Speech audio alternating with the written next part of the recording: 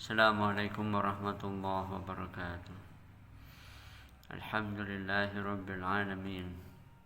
Alhamdulillahilladzi arsala rasulahu bil huda wa dinil haqq liyudhhirahu 'ala dini kullih wa kafa billahi shahida. Ashhadu an la ilaha illallah wahdahu la syarika lah wa ashhadu anna Muhammadan 'abduhu wa rasuluhu la nabiyya ba'dah. Alhamdulillahirrabbilalamin. Teman-teman sekalian, pada kesempatan siang hari ini Allah masih mengizinkan kita untuk bernafas dengan luas. Allah masih memberikan kita dengan waktu yang luang.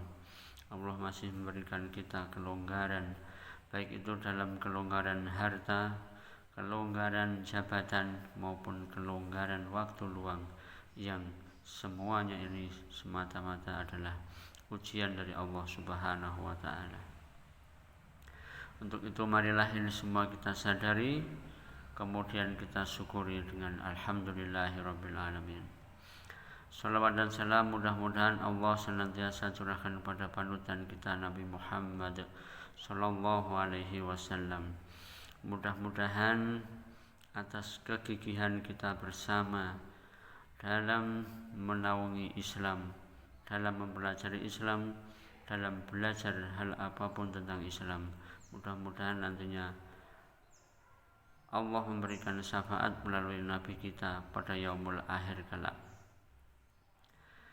Nah, teman-teman sekalian, pada kesempatan siang hari ini izinkanlah saya membahas tentang satu hal, yaitu al-imanu yazidu wa yanqusu, yaitu nikmat iman itu senantiasa naik dan turun.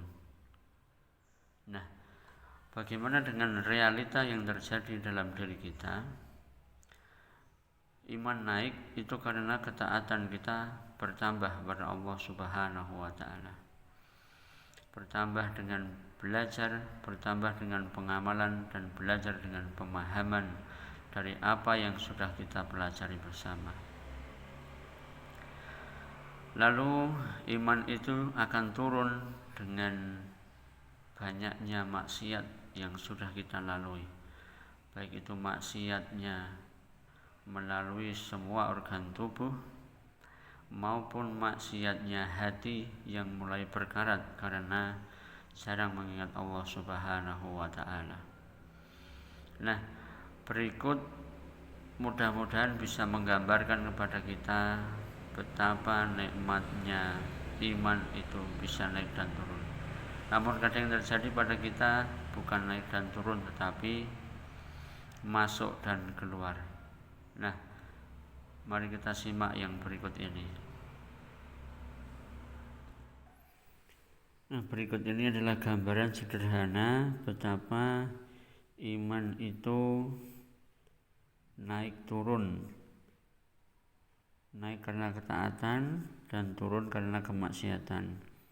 Namun kadang-kadang yang terjadi pada kita melakukan amalan-amalan keimanan, namun dalam waktu yang bersamaan atau dalam waktu yang beriringan kita melakukan amalan-amalan kekafiran. Nah, berikut ini mari kita simak satu persatu. Jadi ketika iman kita naik, kita sholat tepat waktu, rajin bersedekah, rajin baca Quran, kemudian peduli dengan anak-anak yatim, lalu silaturahmi dan amalan-amalan yang baik yang lain sebagainya. Ini adalah gambaran dari amalan-amalan keimanan. Nah, teman-teman sekalian, di sini adalah titik terendah daripada iman itu sendiri. Sementara di bawah sini adalah amalan-amalan yang mengandung kekafiran. Misalnya saja mencuri, berzina, mabuk, judi, dan lain sebagainya. Nah, seharusnya orang yang imannya benar, sholatnya benar, tidak mungkin ia melakukan sholat tetapi dalam waktu yang bersamaan ia mencuri. Tidak mungkin orang yang membaca Al-Quran lalu dalam waktu yang bersamaan ia berzina atau mabuk atau berjudi.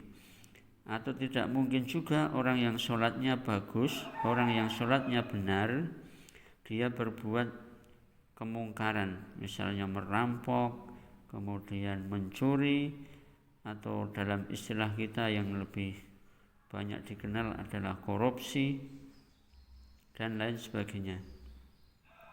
Nah, jika demikian, misalnya sholat kita yang dulu tepat waktu, kemudian pada saatnya sholatnya kita agak mundur atau bahkan bolong, dari sholat duhur pada waktu mendekati asar seperti itu ya. Nah, itu bisa dikatakan dengan bahwa iman kita sedang turun. Tetapi ketika kita melaksanakan sholat lalu tiba-tiba kita melakukan pencurian atau berzina, nah ini ibaratnya bahwa iman kita itu masuk dan keluar. Jadi secara otomatis tidak mungkin orang yang melakukan sholat